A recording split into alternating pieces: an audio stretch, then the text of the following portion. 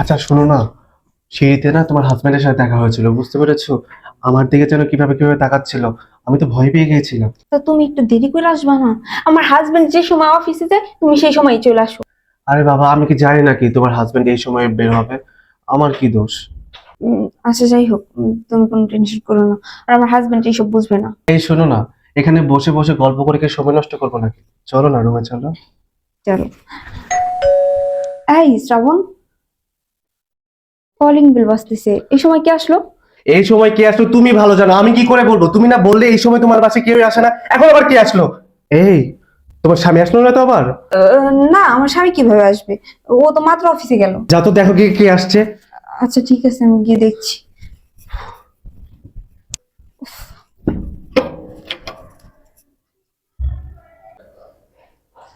আফা গো, আলোর রাস্তা কটা ভিক্ষা দেন। হাই রে ভিক্ষুকের বাচ্চা, আসার আর সময় পাইলি না? হ্যাঁ, যখন তখন চলে আসিস, তোর মতো ফকিন্নিদের এই একটাই কাজ।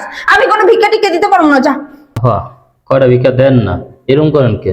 এই ফকিরের বাচ্চা, ছোট লোকের বাচ্চা, আমি কোনো ভিক্ষা দিতে পারবো না, যা।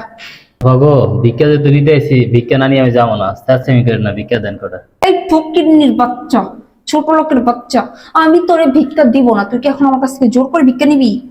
এই নেহা, কার সাথে কথা বলছো? কে আসছে? আরে